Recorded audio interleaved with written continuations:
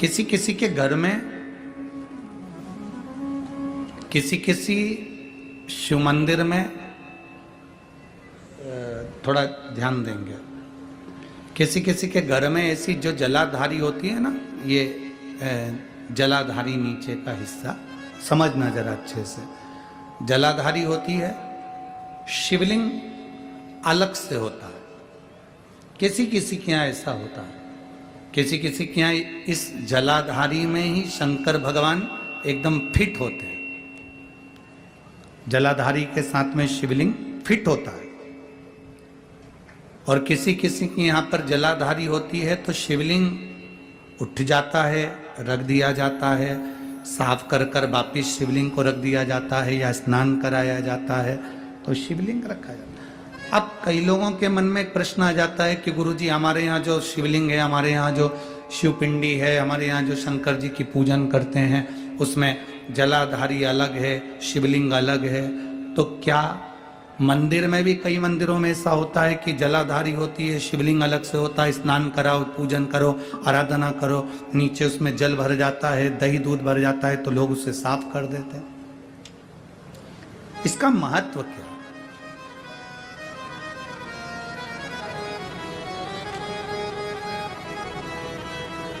पहले तो अच्छे से समझ लो उसको।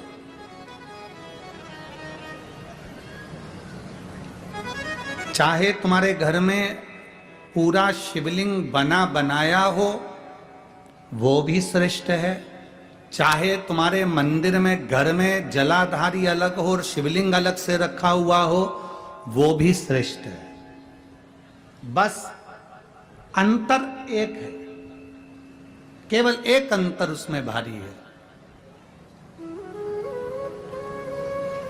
कौन सा अंतर भारी है?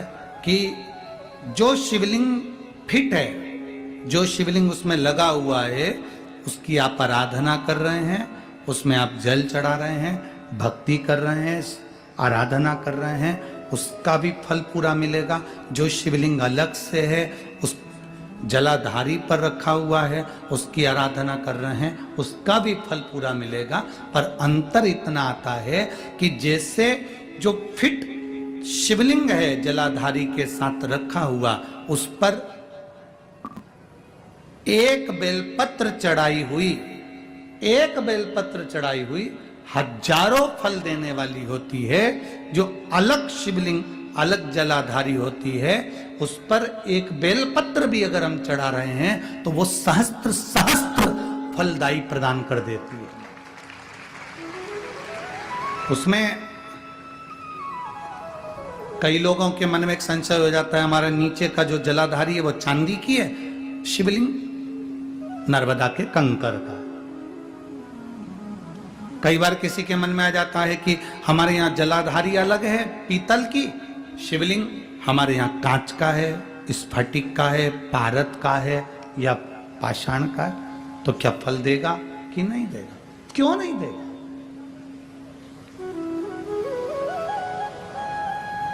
अब आपसे पूछते हैं, गंगा जी के जल को गंगाली जानते हैं आप लोग? ये सब गंगा भर के लाते हैं ना, वो पेक रहती है, उसमें सील लगी रहती है, होती, क्या बोलते हैं इसको यहाँ पर?